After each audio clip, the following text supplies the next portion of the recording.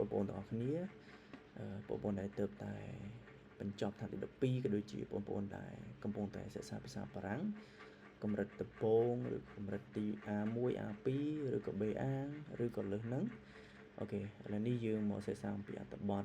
រៀនបកប្រែពីអត្ថបទមួយទាក់ទងជាមួយនឹង La vie universitaire ក្នុងគោលបំណងទី1បង្កើននៃការអានទី2ឲ្យស្គាល់អំពីពាក្យណាឲ្យដឹងអំពីពាក្យទាក់ទងជាមួយនឹង system educatif របស់យើងគឺ université ឬក៏ faculté ហ្នឹងហើយណាឥឡូវនេះយើងមកអានឲ្យបកប្រែទាំងអស់គ្នា La vie universitaire est une étape importante dans la vie d'un étudiant គេថាជីវិតនៅសាកលវិទ្យាល័យគឺជាដំណាក់កាលសំខាន់មួយនៅក្នុងជីវិតនៃសិស្សណាឬក៏និស្សិតណានៅក្នុងជីវិតរបស់និស្សិត C'est un moment de découverte de liberté mais aussi de responsabilité អញ្ចឹងវាគឺជាពេលវេលាមួយណាដែលយើងត្រូវតែរស់រោគណាទៅដឹងសេរីភាពហើយផងដែរនោះគឺជាពេលវេលាមួយដែលទំនួលខុសត្រូវតែការមកដល់ en arrivant à l'université ការមកដល់នៅសាកលវិទ្យាល័យហ្នឹងជីវិតនៅសាកលវិទ្យាល័យហ្នឹងbeaucoup de jeunes quittent la famille pour la première fois ណាគេថាក្មេងៗជាច្រើនត្រូវបានចាក់ចេញណាអំពីគ្រួសាររបស់ពួកគាត់ជាលើកដំបូងណាជាលើកដំបូង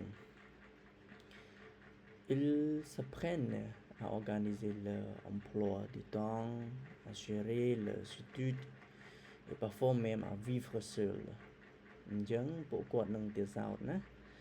ត្រូវរៀនរៀបចំពីពេលវេលាការងាររបស់គាត់គ្រប់គ្រងអំពីការរៀនរបស់គាត់ហើយផងដែរនោះក៏គាត់ណារៀនរស់នៅម្នាក់ឯងផងដែរ l'université est un lieu de connaissance et d'échange សាកលវិទ្យាល័យណាគឺជាកន្លែងមួយណានៃចំណេះដឹងក៏ដូចជាការផ្លាស់ប្ដូរហ្នឹងតែផ្លាស់ប្ដូរមតិយោបល់គ្នាហ្នឹងគេ d'échange ណាlieu នេះគឺជាកន្លែងណាគឺជាកន្លែង OK les étudiants participent à des travaux dirigés et effectuent des recherches à la bibliothèque អញ្ចឹងនិស្សិតហ្នឹងអាចណាចូលរួមបង្រៀនគ្នាដែលជាប្រតិទគ្រប់ទូចមួយណានៅក្នុងសាលាហើយក៏ដូចជា effectuer ហ្នឹងគឺមក effectuer គឺមកពី effectuer គឺអនុវត្តនៃការស្រាវជ្រាវនៅសាកលវិទ្យាល័យនៅបណ្ណាល័យផងដែរហ្នឹងគឺជាសកម្មភាពនៅសាកលវិទ្យាល័យ Les professeurs ne surveillent pas les étudiants comme au lycée មានន័យថាគ្រូហ្នឹងបង្រៀននៅសាកលវិទ្យាល័យហ្នឹងគាត់មិនតាមដានមិនមិនតាមដានយើងទៀតទេណាដូចនៅជីវិតនៅហៅថា high school ណា lycée ហ្នឹងគឺវិទ្យាល័យណាអញ្ចឹង chacun doit être autonome prendre des notes réviser régulièrement et préparer l'examen ណាហើយគ្រប់គ្នាត្រូវតែមានភាពជាឯករាជ្យឬក៏vivre en seul ហ្នឹងក៏ស្តៀងតែនឹងដែរ autonome ណា independent ឯករាជ្យភាពត្រូវចេះកត់ត្រាត្រូវចេះរំលឹកហើយទៀងពេល régulièrement ហើយរៀបចំឬក៏ត្រៀមในការប្រឡងជាដើម Cette liberté peut être difficile au début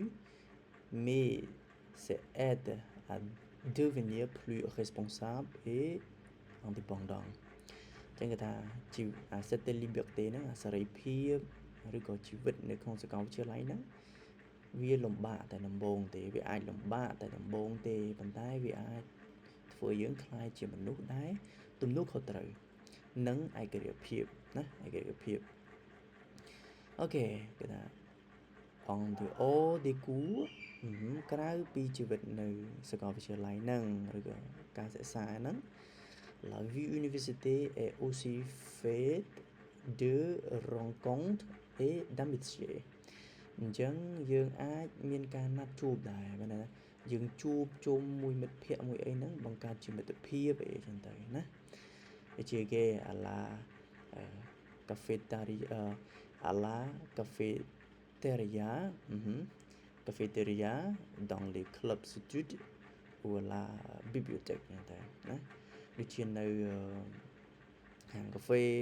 នៅក្លឹបសិក្សាក៏ដូចជាបណ្ណាល័យចឹងទៅ Les études partagent les expériences, révisent ensemble, discutent de leurs projets d'avenir អញ្ចឹងក្មេងៗសិក្សានុសិស្សអាចចែករំលែកបទពិសោធន៍ក៏ដូចជារំលឹកមេរៀនអីជុំគ្នាហ្នឹងគឺអង្គសមគឺជុំគ្នាហើយណាហើយពិភាក្សាគ្នាអំពីគម្រោងនៅថ្ងៃអនាគតអីចឹងទៅណា Certaines universités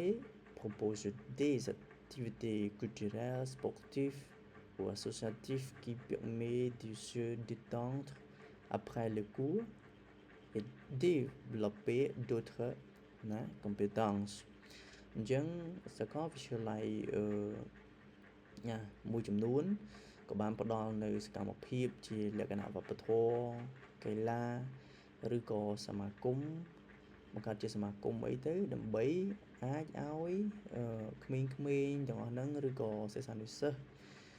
មានភាពដែល relaxé ណាគេពាក្យ relax ក្រោយអំពីការរៀនរបស់គាត់នៅសាកលវិទ្យាល័យក៏ដូចជាធ្វើឲ្យគាត់មានការអភិវឌ្ឍនៅជំនាញថ្មីឬក៏ជំនាញផ្សេងៗទៀតណា d'autres ហ្នឹងផ្សេងៗទៀតណា compétence La vie à l'université n'est pas toujours facile គេថាជីវិតនៅសាកលវិទ្យាល័យហ្នឹងមិនស្រួលទាំងអស់នោះទេ entre les examens les stages le stress et parfois les difficultés financières les étudiants doivent apprendre à gérer la pression malgré ces conflits l'université reste un endroit où l'on grandit où l'on construit son avenir et où l'on garde de nombreux souvenirs ណាចឹងគេថាជីវិតនៅសាកលវិទ្យាល័យមិនស្រួលទាំងអស់នេះទេគេថារវាងការប្រឡងកម្មសិក្សាភាពតានតឹងហើយពេលខ្លះមានវិបត្តិនៅហិរញ្ញវត្ថុសិស្សានុសិស្សឬក៏និស្សិតត្រូវតែរៀនគ្រប់គ្រងអំពីបញ្ហាទាំងអស់ហ្នឹងណា la pression ហ្នឹង gérer la pression ណាបើយើងបកឲ្យចំហ្នឹងគឺការគ្រប់គ្រងសម្ពាធណាហើយបន្តទៀតទោះបីជាបញ្ហាប្រឈមទាំងអស់ហ្នឹងក៏ដោយសាកលវិទ្យាល័យ rest ស្ថិតនៅតែជាកន្លែងមួយដែលអាចឲ្យពួកយើងណាពង្រីកចំណេះដឹងបង្កើនកសាងអនាគតក៏ដូចជាថែរក្សាឬក៏បង្កើតនៅអនុស្សាវរីយ៍ជាច្រើនរួមគ្នាណាអញ្ចឹងទាំងអស់ហ្នឹងគឺជា la vie universitaire ណាអូខេនេះខាងក្រោមនេះគឺជា YouTube អញ្ចឹងអាចវាយណាទៅ search មើលបានទាក់ទងជាមួយនឹង YouTube ក៏ដូចជា page របស់ខ្ញុំផ្ទាល់បាទសូមអរគុណ Merci au revoir à tous